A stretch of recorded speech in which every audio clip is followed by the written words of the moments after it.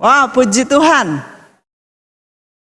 Selamat pagi, selamat siang, selamat malam, selamat sore buat seluruh pemirsa dimanapun saudara berada. Saya berdoa kiranya janji dari Mazmur 23 menyertai saudara semua. Amin, puji Tuhan. Masih menyambung dari tema kita, bahasan kita untuk awal tahun ini, yaitu bagaimana dari Mazmur 23 lalu kita beranjak kepada singa, yang mana Tuhan mau agar kita miliki sikap seperti domba, tetapi juga mentalitas dan sikap seperti singa. Tuhan sudah mengajarkan kepada kita beberapa waktu yang lalu, yang saya telah sampaikan kepada saudara, bagaimana kita ini mesti hati-hati dengan kata-kata kita. Ya, karena kata-kata kita akan mempengaruhi hidup kita.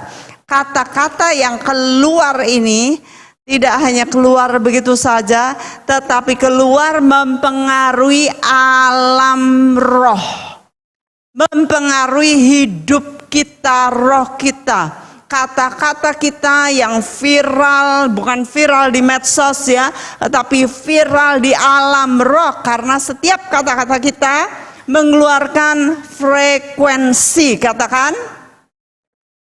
frekuensi. Saudara tahu radio ya atau TV ada sinyalnya, ada frekuensinya. Saudara yang punya HP, walaupun nampaknya cuman kotak segi panjang, coba angkat HP-nya. Iya. Nah, HP saudara ini kalau saudara pegang terus, frekuensinya nyambung, tangan saudara bisa kena frekuensinya. Itu sebabnya kalau saudara nggak penting-penting amat, HP itu nggak boleh dipegang di tangan, nggak boleh dikantongin. Karena apa? Frekuensi mempengaruhi tubuh, sinyalnya mempengaruhi tubuh. Itu sebabnya HP sangat bahaya kalau di kantong, karena nempel di tubuh, di tangan terus menerus nempel di tangan. Ada frekuensi yang mempengaruhi peredaran darah kita. Ya, jadi saudara jangan pegang HP, taruh saja ya. Sebaiknya taruh, kecuali kalau saudara mau baca kita bahas. Nah, frekuensi ini mempengaruhi, kalau frekuensi HP mempengaruhi tubuh kita, tetapi frekuensi kata-kata balik mempengaruhi kehidupan kita. Saudara masih ingat saya berkata bahwa Bruce Lee itu ngomong gini, jangan bercanda yang tidak baik bagi tubuh kamu. Ya, misalnya, yo nyat wis tuwa biasanya kaya ngene, ya. Biasanya nek tuwa itu ya sudah nggak bisa gini dan gitu. Kata itu berfrekuensi, mengandung sinyal yang akhirnya balik ke kita. Bahkan Bruce Lee berkata jangan bercanda, karena tubuhmu itu tidak tahu perbedaannya. Apakah itu bercanda ataukah itu beneran? Sinyal kamu di sini tidak tahu kebenarannya. Yang benar mana? Tapi dia akan terima. Ya, misalnya dibilang ini, yo nyat aku wis tuwa rambutnya rontok yang ini. Rontoklah itu rambut, ya. Dan sebagainya. Saya sudah mengajari saudara banyak hal, lalu kita sudah belajar singa ini memiliki simbol kekuatan. Dia adalah pemimpin, dia unik, dia petarung, dia pemberani. Saya beberapa waktu lalu menemukan yang namanya roller coaster, sudah masih ingat? Saya nantang diri, kalau kita ini ada ketakutan di dalam hati kita, artinya ada yang salah. Belum sinkron ya. Saya menceritakan minggu lalu mengenai ketakutan saya naik roller coaster. Ya, roller coasternya bisa ditayangkan Kalau saudara ikut naik roller coaster itu kayak apa? Nah, tetapi saya berpikir bahwa kenapa ya kok saya takut, kok orang-orang nggak takut ya? Berarti ada sesuatu yang salah di sistem saya, di pikiran saya, di dalam hati saya. Saya harus menaklukkannya. Nah, saya ini penakluk, saudara. Ya, saya suka menaklukkan sesuatu yang saya takut, saya nggak suka, saya bilang nggak bisa. Ya, saya taklukkan. Karena apa? Ketakutan ini akan mempengaruhi semua kehidupan kita. Kalau kita takut di sini, kita akan takut di hal yang lain. Karena ini adalah prinsip. Ya, kalau kita, saudara lihat, ada seseorang mencuri, kita nggak bisa percaya dia di hal-hal lain. Dia mencuri hal kecil, nanti dia akan mencuri hal-hal yang besar. Ya, karena itu adalah prinsip kehidupan. Kalau dia bohong, kita harus waspada. Dia akan bohong di segala segi kehidupannya. Jadi kita harus belajar bahwa prinsip yang kecil akan berakar mempengaruhi prinsip-prinsip dalam kehidupan yang besar. Itu sebabnya firman Tuhan mengatakan, kalau engkau tidak bisa bertanggung jawab dalam hal kecil, maka engkau juga tidak akan bisa dipercaya hal-hal yang besar, right? Itu sebabnya saya merasa kalau saya takut, berarti ada sesuatu yang harus saya taklukkan. Makanya mulai dari roller coaster, mana roller coasternya? Roller coaster, kemudian saya takut dengan mayat, ya, kemudian saya hal-hal lain, mulai saya taklukkan. Sehingga saya menjadi seorang yang pemberani. Nah, pemberani ini akhirnya Tuhan bawa saya kemana-mana. Gak takut, saudara. Saya pergi sendirian kemana-mana. Saya makan sendiri, saya ke restoran sendiri, saya terbang flight sendiri, saya sewa hotel sendiri, saya sewa rumah sendiri, saya naik mobil perjalanan PP 1.300 km sendiri, itu 3 kali, 1.300 km 3 kali sendirian. Gak takut apapun juga, kemanapun saya pergi, saya tahu Tuhan beserta saya. Nah, saya rindu agar saudara menjadi seorang yang pemberani. Kalau saudara bilang gak bisa, aku takut dan sebagainya, saudara harus nantang diri.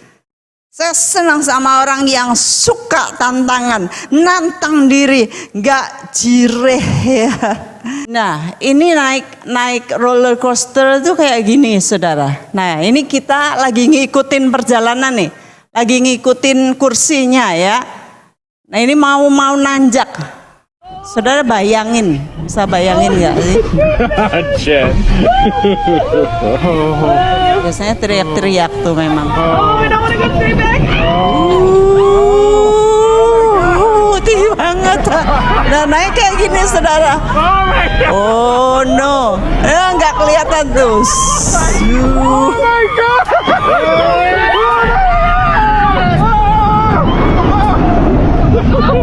Nah, ini yang miring ini ngeri banget. Wah. Itu dia. Roller coaster kayak gitu. Saya nantang yang lebih tinggi lagi, yang paling tinggi. Dan saya akhirnya berhasil menjadi penakluk dari roller coaster.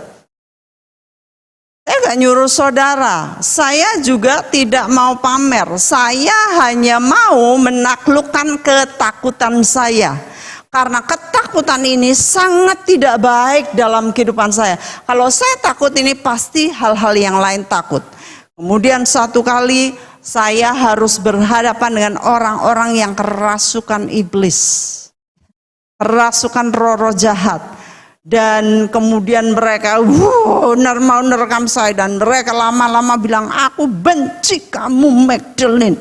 Dan mereka banyak yang pakai bahasa Inggris ya di luar negeri, mereka bilang I hate you Magdalene Kawoco.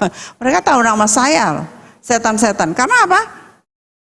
Saya mulai menjadi pemberani. Saya mulai menjadi penakluk. Saya mulai hadapin mereka. Saya mulai taklukkan mereka. Dan akhirnya banyak beberapa orang-orang atau orang tua yang bawa anaknya atau orang tua sendiri yang kerasukan roh-roh, mulai mereka datang kepada saya dan saya mulai lepasin mereka. Wah, ada yang dulu saya pernah kasih gambarnya ya kepada saudara, ada yang mental ya. Pada saat itu pernah ya, karena pandemi dan orang itu minta saya lepasin. Pakai Zoom, pakai komputer.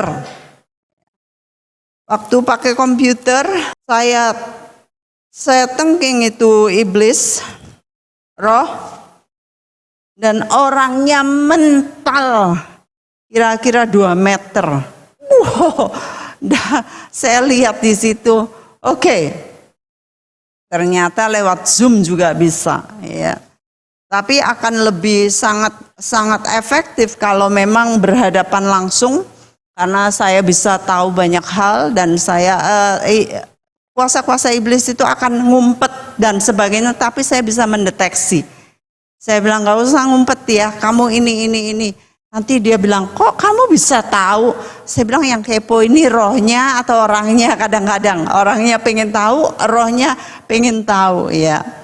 Singkat, satu kali saya melihat ada hantu di seorang perempuan.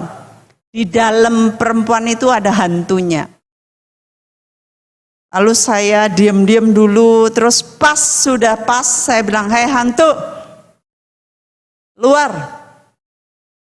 Diam aja orangnya. Saya bilang lagi, hantu keluar. Kedua kali, dia tiba-tiba begini. Wah, merinding saudara. Waktu dia tangannya gini. Wah, rada merinding. Lalu ya saya harus dekatin dia kan, merinding-merinding saya dekatin. Gimana? Kamu masuk dari mana? Ngapain aja kamu di sini? Saya bilang gitu. Saya kan pegang ini. Terus dia pegang tangan saya gantian. Dia pegang gini, terus dia bilang, kok kamu tahu aku ada di sini? Udah nggak usah nanya, kamu harus keluar dari perempuan ini. Saya bilang begitu. Jadi ada banyak hal yang mana saat saya menjadi pemberani, Tuhan mulai bukakan mata roh saya untuk nolong banyak orang. Dan akhirnya dengan mudah saya bisa melihat roh-roh di dalam diri orang-orang. Banyak sekali, saya nggak bisa ceritain satu-satu. Tetapi itu bermula karena saya nantang ketakutan saya, keogahan saya, keegoisan saya. Saya mulai nantang. Akhirnya saya nggak hidup untuk diri saya sendiri. Saya hidup untuk jiwa-jiwa. Saya nggak mau egois. Saya nggak mau, nggak usah lah. Aduh males ya saya pergi. Aduh gimana ya nanti kalau ketemu orang baru ya. Nggak ada itu. Kalau nggak mau melayani, nggak mau ketemu orang baru, ya udah di kamar aja kamu, atau kamu macul di sawah. Saya ngomong sama diri saya. Tapi kalau kamu melayani Tuhan, mau dipakai Tuhan, ya kamu harus memaukan diri kamu, merelakan diri kamu untuk dipakai, pergi keluar. Ya.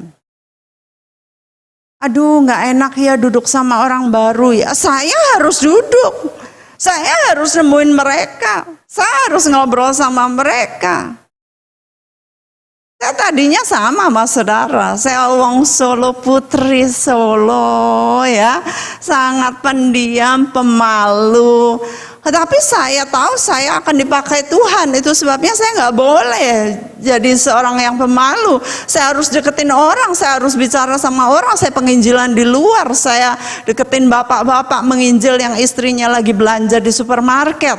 Ya, saya menginjil.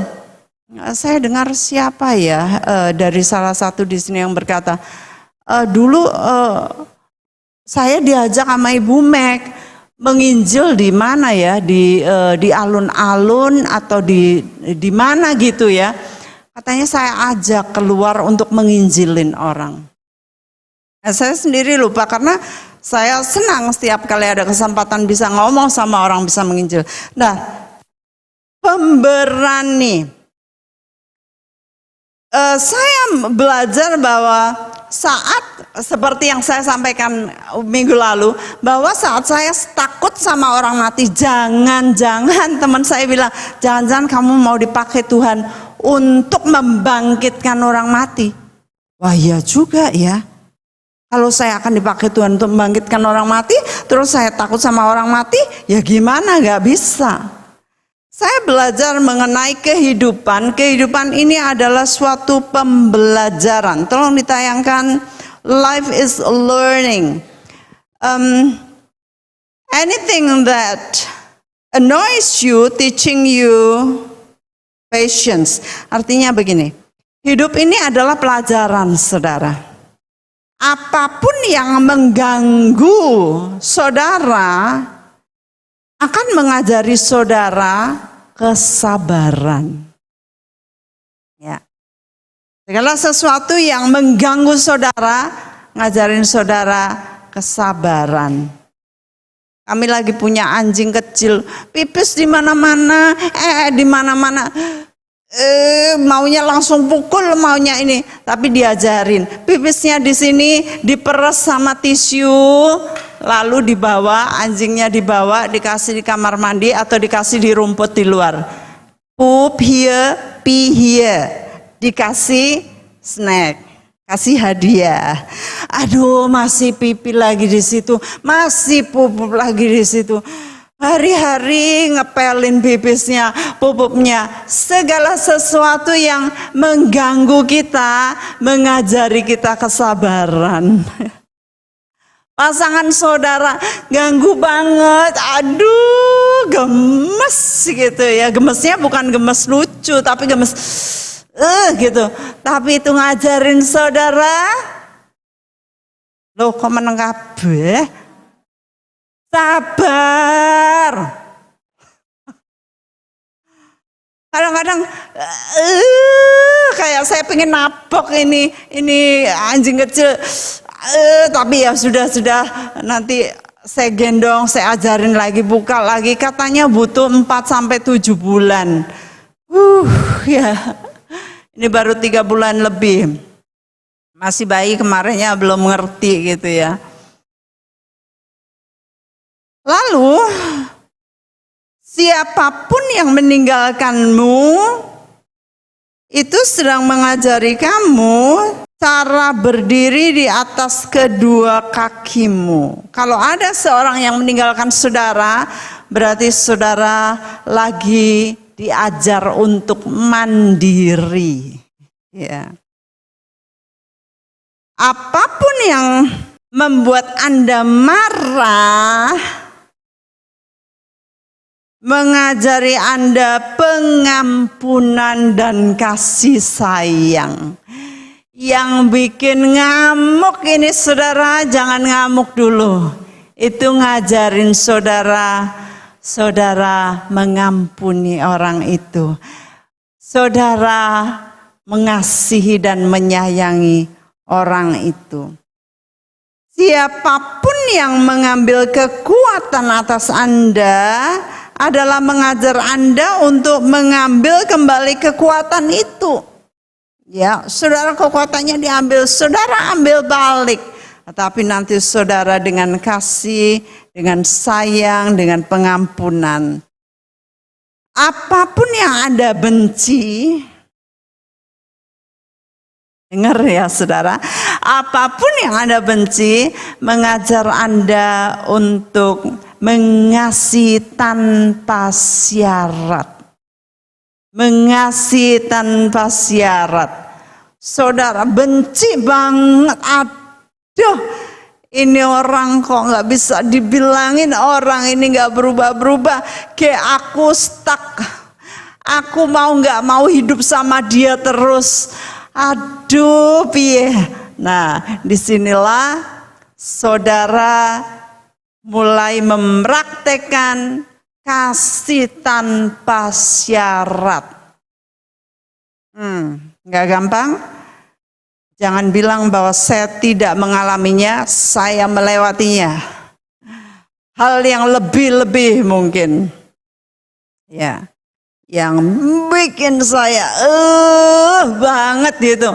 Tapi saya mengasihi orang yang menyakiti, yang bikin saya benci, yang melukai hati saya. Saya nggak mau terluka ya. Dia berusaha, perbuatannya, perkataannya berusaha untuk melukai, tetapi saya tidak mau dilukai, tidak mau terluka. Saya buang kata-katanya, karena kata-kata itu seperti yang saya sampaikan, kata-kata ini punya frekuensi ya.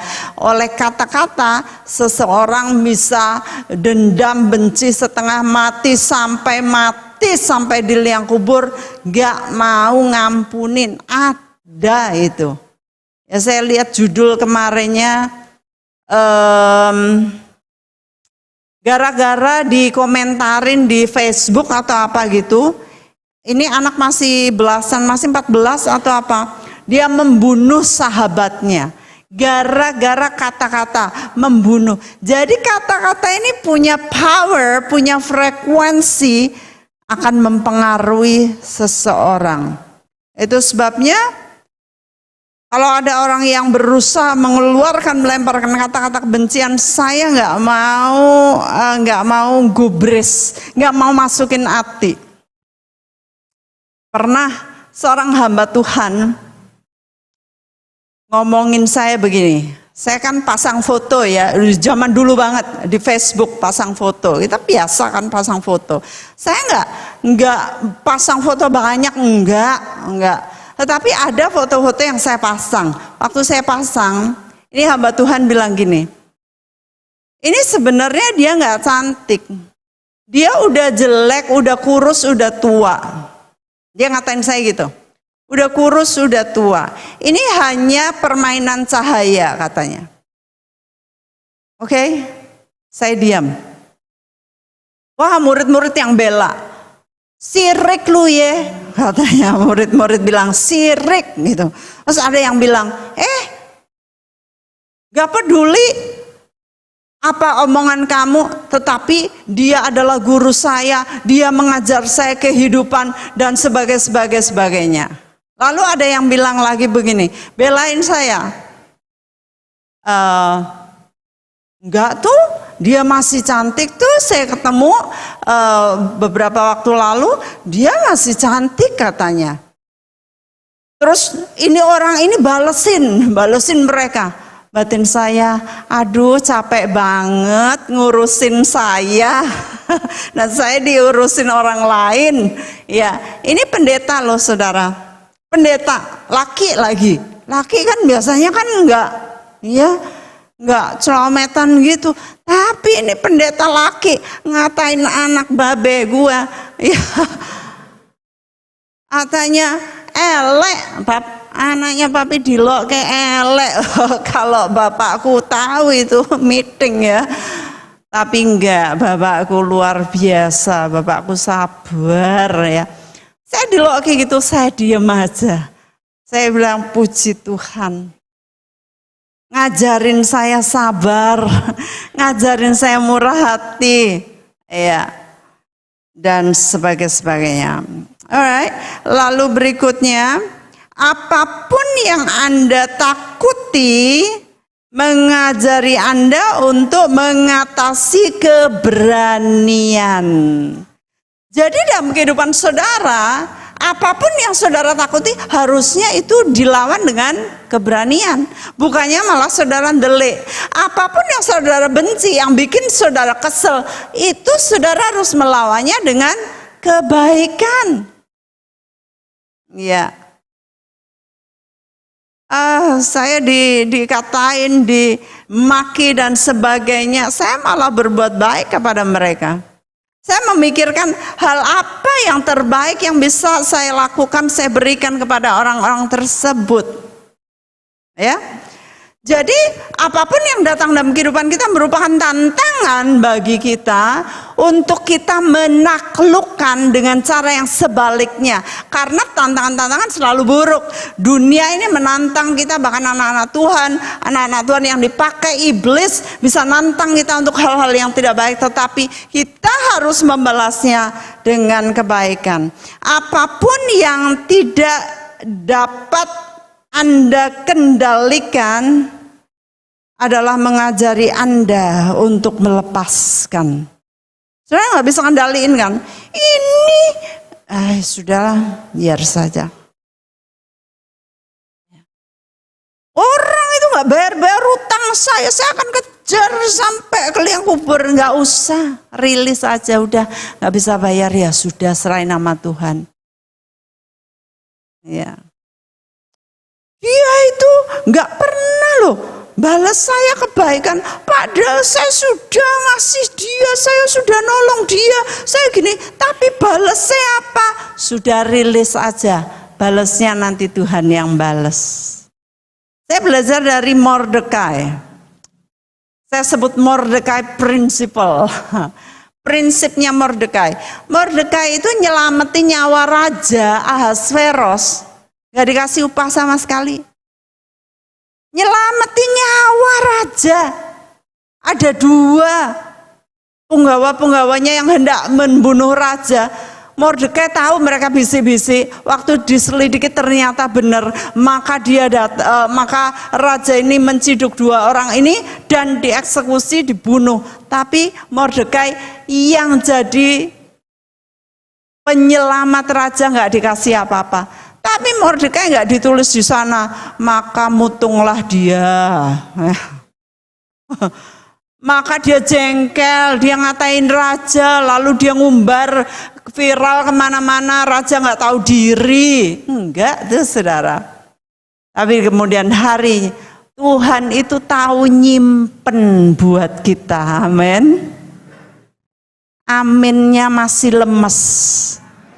Karena saudara rasanya dirugikan. Jadi amin, lemes. Nah itu banyak yang ketawa. Karena apa? Saudara jengkel. Mengatain, bikin status dan sebagainya. Gak usah saudara, gak usah. Gak ada guna. Nanti yang ngijoli Tuhan.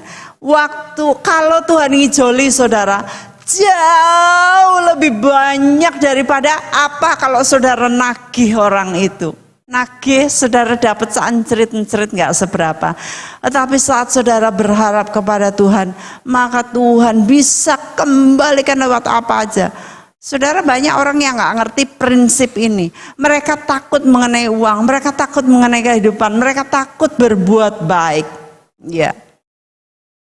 Waktu lalu saya ceritain mengenai saya ngundang orang kulit hitam penyanyi ya, yang bagus banget suaranya, tapi kemudian grup grup Indonesia yang saya layani, saya gembalakan, mereka nggak mau ngasih uang karena orang ini minta gitu ya. Aku dikasih PK nggak? PK itu persembahan kasih. Aku dikasih PK nggak? Saya bilang dikasih. Waktu saya nyampein kepada panitianya bilang nggak usah ngundang orang itu. Apa? Mata duitan.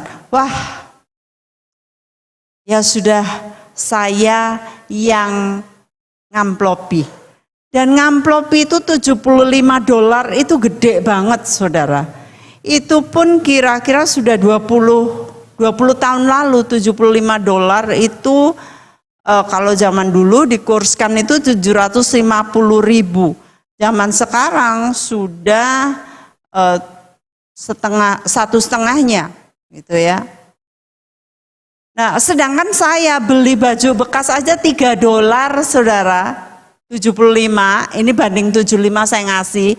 $3 aja saya kadang-kadang aduh mahal ya. $5 itu mahal banget.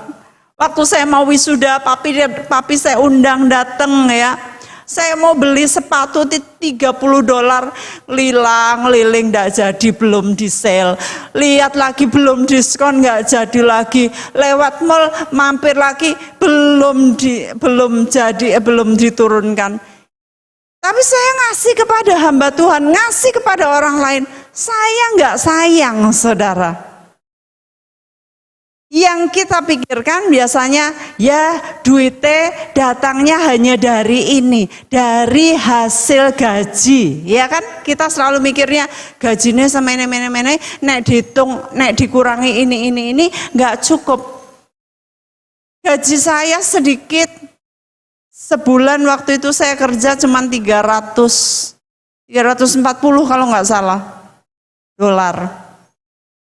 Sedikit 3.040.000 itu di Amerika loh saudara, bukan di sini. Kalau di sini lumayan ya segitu. Kalau di Amerika sedikit banget. Saya beli bensin aja, saya belanja untuk seminggu atau berapa aja sudah $50. Belum beli bensin untuk wirawiri ke pelayanan yang saya layani 110 km. Gak cukup. Dan saya tuh suka masakin teman-teman apartemen saya. Saya suka masakin profesor saya. Saya senang banget bikin roti, bikin ayam, sayur asem. Saya kasih kepada mereka karena saya kalau masak banyak nggak mungkin makan sendiri ya. Dan mereka kalau sudah nyium-nyium gitu, enak banget baunya ya. Ingat kami gitu. Jadi saya masakin. Tapi nanti Tuhan bisa kirim uang lewat siapa saja. Yang kita pikir hanya lewat gaji. Enggak saudara, kalau kita harap sama Tuhan dan kita blonyoh, ya blonyoh, ngasih orang, ngasih buat kepentingan jiwa-jiwa, Tuhan itu pelihara. Nanti tiba-tiba saya baru pulang, kesandung amplop. Pintu saya buka, di pintu itu ada amplop dengan nama saya ambil. Lagi waktu saya pulang, wah di telepon ada message, saya buka, call me back di nomor ini, telepon kembali ya, tolong saya punya berkat buat kamu. Saya telepon dan dia bilang, aku ingin berkati kamu. Ada lagi yang bilang, oh kami ini setiap tahun ngasih misionari gitu. Kali ini kami nggak ngerti ngasih siapa. Waktu kami berdoa, oh Magdalene, kami ngasih ke Magdalene. Jadi Tuhan itu kalau kita ini harap sama Tuhan, kalau kita melakukan firman Tuhan, dari manapun Tuhan bisa bawa agar berkat itu diberikan kepada kita. Jadi nggak melulu hanya dari gaji kita, kalau dihitung-hitung ini kurang, aku nggak mungkin bisa memberi lebih dan sebagainya. Salah saudara. Jadilah pemberani ya. Jadi segala sesuatu dalam kehidupan ini ngajarin kita sesuatu. Aku kok mari-mari Tuhan minta agar kita tekun. Ya. Kok perut saya ini nggak enak terus. Tuhan ngajarin kita untuk mengatasi masalah-masalah. Kok aku dinyek terus. Tuhan mau agar kita naik lebih lagi. Saya baru aja, saya kan ngajar kelas pendeta-pendeta saudara ya. Salah satu pendeta ini, pendeta yang mimpin banyak pendeta-pendeta. Dia lagi pergi ke satu pelayanan di Kalimantan. Lalu dia ketemu seorang Intel bin gitu ya, Intel bin di kawasan mana gitu. Jadi dia yang menguasai bin, Badan Intelijen Negara kalau nggak salah ya, bin itu. Intelnya dia menguasai area di mana gitu ya. Lalu ketemu, duduk. Lalu ketua binnya ini cerita begini. Saya itu ya berterima kasih sama teman-teman saya pada waktu SD, SMP, SMA. Karena apa? Mereka menghina saya, mereka bully saya, ngenyek saya, terus saya dinyek.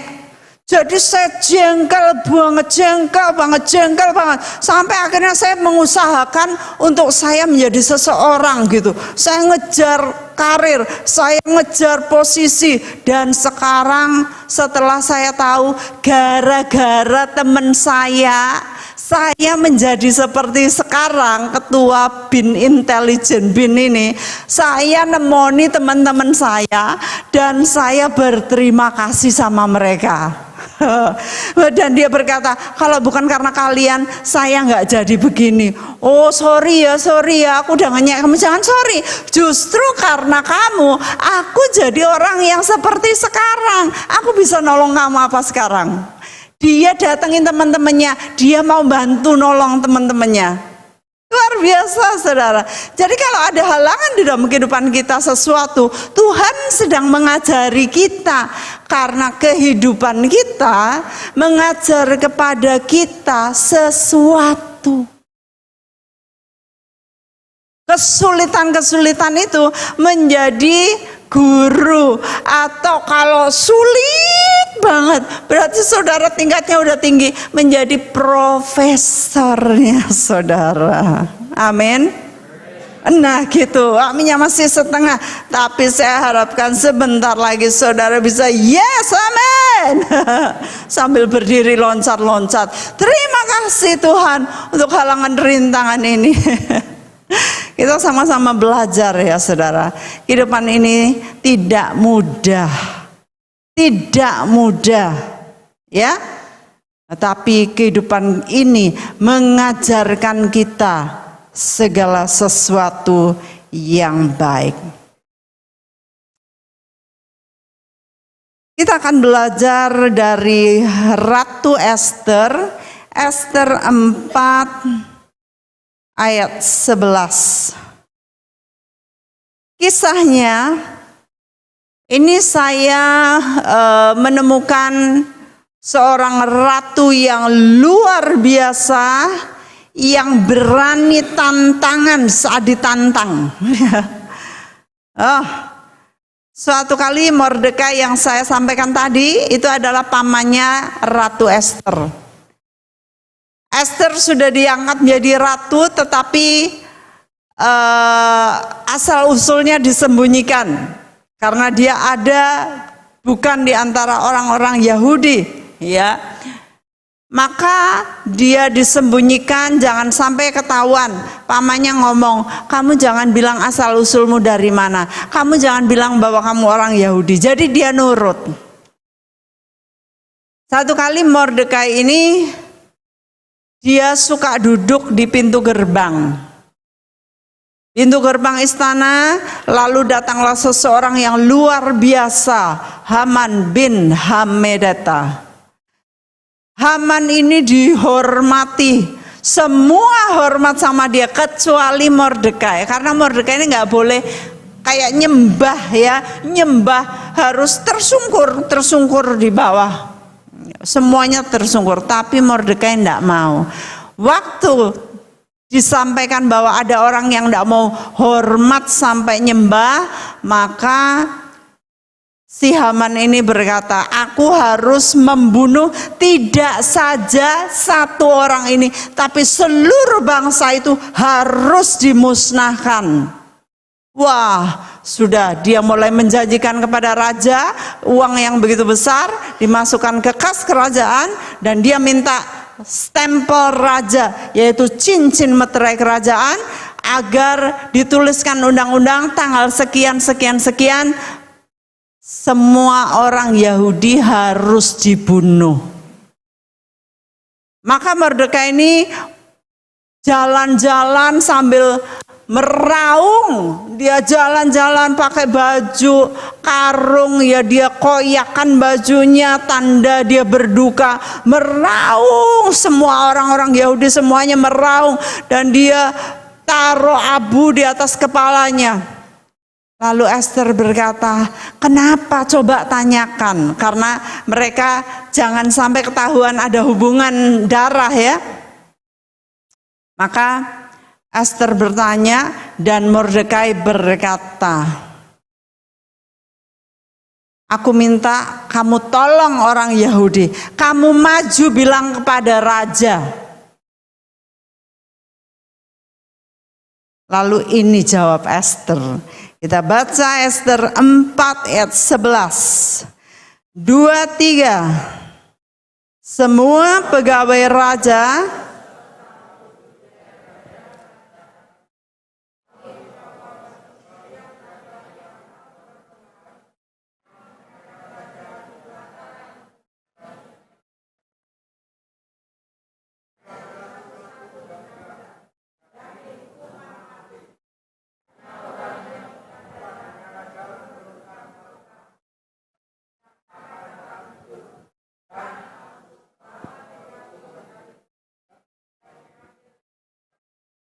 jadi dia alasan, tapi alasannya tepat.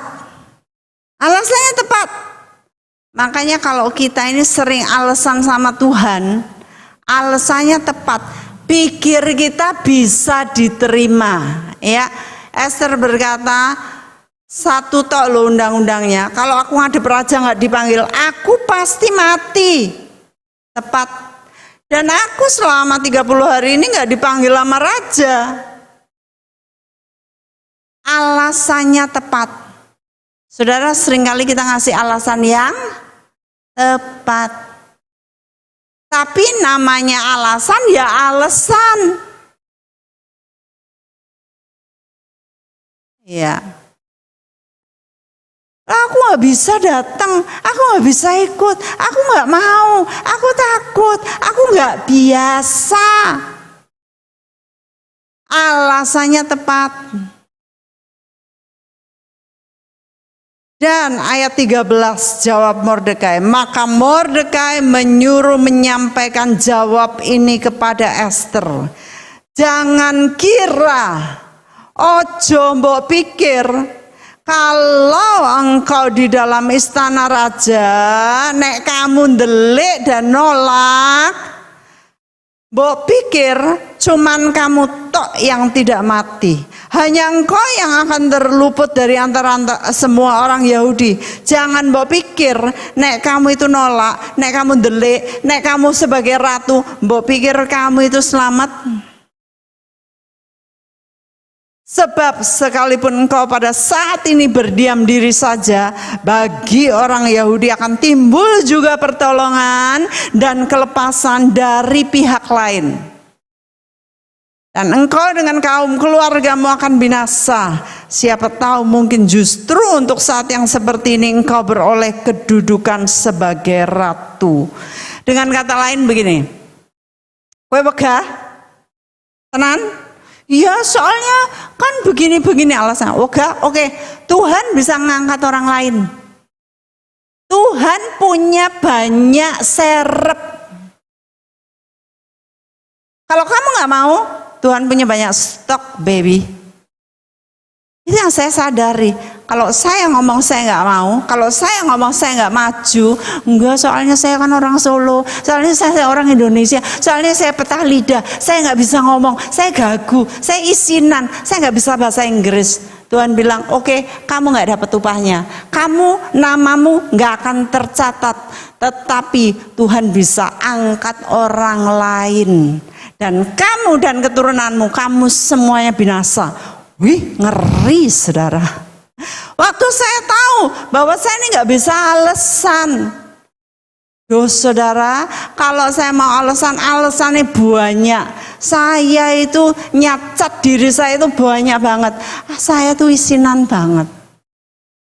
Dulu tuh isinan banget kan, saudara tahu kan, ya, Ibu Daniel tahu tentunya, Ibu tahu, Pak Agus tahu, Pak Bu Warjo tahu, Bu Warsimin. Orang-orang yang sudah lama di sini tahu saya isinan, saya gagu, nggak bisa ngomong, mejen saya nek ngomong, nggak bisa, isinan banget. Tapi kalau saya memberikan alasan, ini semuanya alasannya tepat. Aku isinan lah piye, ya aku nggak biasa keluar kota, apalagi keluar negeri, kayak piye. Terus yang lebih punya alasan yang tepat, aku ran duit.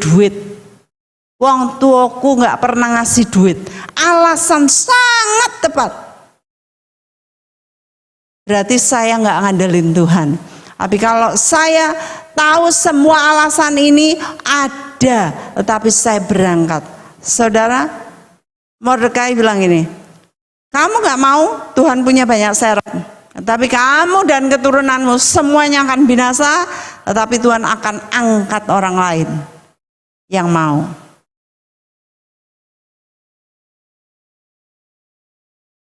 Lalu Ester ini luar biasa, sangat rendah hati dan sangat pemberani. Dia berkata, maka Ester menyuruh menyampaikan jawab ini kepada Mordekai, pergilah, kumpulkanlah semua orang Yahudi yang terdapat di Susan dan berpuasalah untuk aku. Janganlah makan dan janganlah minum 3 hari lamanya, baik waktu malam, baik waktu siang. Aku serta dayang-dayangku pun akan berpuasa demikian. Dan kemudian aku akan masuk menghadap raja. Ini luar biasa, kata-kata yang luar biasa. Sungguh pun berlawanan dengan undang-undang. Sungguh pun berlawanan dengan keadaan, dengan kemauan, dengan semua alasan-alasanku. Kalau terpaksa aku mati, biarlah aku mati. Pemberani. Barang siapa mau mengikut aku, dia harus menyangkal dirinya, tidak menyayangkan dirinya. Dia harus memikul salibnya dan mengikut aku. Di dalam Lukas 9 ayat 23 mengatakan, dan memikul salibnya setiap hari. Sebab barang siapa yang menyayangkan nyawanya akan kehilangan nyawa. Tetapi barang siapa yang menyerahkan nyawanya kayak Ester, maka dia akan memperolehnya. Memperoleh nyawa, saudara. Apa gunanya seorang memperoleh seluruh dunia ini jikalau jiwanya binasa? Dengan kata lain, apa artinya Ester itu duduk baik-baik sebagai ratu, tetapi semua nyawa bangsanya mati. Dia pikir dia hidup sendiri, menyayangkan nyawanya. Dia tidak akan memperoleh nyawanya. Sebab anak manusia akan datang dalam kemuliaan Bapaknya diiringi malaikat-malaikatnya. Pada waktu itu ia akan membalas setiap orang menurut perbuatannya. Perbuatan apa? Tidak menyayangkan nyawa. Saya tadi baru ngobrol sama teman-teman saya. Mereka berkata, lah terus gimana kantormu yang di Bogor? Itu kan gede, udah settle, udah established. Ya aku tinggal, aku kesini. Gak nyayangi nyawa. Di sana kantornya tingkat, ada beberapa banyak, 5-6 kamar, gede ruangannya, bisa menghadap pegunungan. Kalau malam kelip-kelip lampu bisa, karena dipakai kaca semuanya. Kacanya dilapisi dengan lapisan yang untuk pesawat itu supaya nggak, kalau kena hujan itu langsung glondor ya, nggak ada bekas-bekas. Ruangan kami bawahnya dikasih karpet yang tebel banget, 12 cm mungkin, nyaman banget ya. Dan tempat kami itu di paling ujung, tempatnya luas, ada bisa nanam tumbuh-tumbuhan, ada luas bisa buat beberapa mobil parkir, nyaman. Saya harus datang ke sini, saya tinggalin. Beberapa waktu lalu bocor, ya rumah kalau nggak diopeni ya, nggak ditinggali, bocor. Nggak menyayangkan nyawa, saudara, ninggalin semuanya. Saya ingin suatu hari berkata seperti Ratu Ester. Kalau terpaksa aku mati, biarlah aku mati. Saudara, pagi hari ini, saat ini buat semua saudara, saya rindu agar saudara sedemikian rupa cintanya kepada Tuhan. Jangan menyayangkan nyawa saudara. Kita dikasih kehidupan sangat singkat, saudara. Ya, sangat singkat. Dan Tuhan mau agar kita menggunakannya dengan sekuat tenaga, sepenuh hati, sekuat jiwa kita. Semua kita persembahkan bagi Tuhan. Mari kita berdoa. Bapa, hamba mengucap syukur sudah menyampaikan firman kehidupan, firman yang sanggup berkuasa menyelamatkan jiwa kami. Kami tahu hidup hanya sebentar, hidup hanya sementara, dan hidup ini penuh dengan tantangan. Hidup adalah suatu pelajaran bagi kami. Kami mau agar setiap tantangan yang kami hadapi menjadikan kami semakin pandai, semakin kuat, semakin bijak, semakin murah hati, semakin mengasihi tanpa syarat. Semakin kami kuat di dalam kekuatan Tuhan dan firman-Nya. Hamba berdoa buat semua pemirsa, semua jemaat, semua orang-orang yang Tuhan kasihi ini, agar mereka mulai mempelajari kehidupan mereka, tantangan-tantangan yang dihadapkan kepada mereka, supaya mereka kuat menanggung segalanya dan mereka berkemenangan di dalam menghadapi tantangan hidup. Mbak berdoa firman ini termeterai di dalam setiap hati yang telah mendengarnya, menghasilkan buah 30, 60, dan 100 kali lipat ganda di dalam nama Tuhan Yesus. Haleluya. Amin. Puji Tuhan, Tuhan Yesus berkati.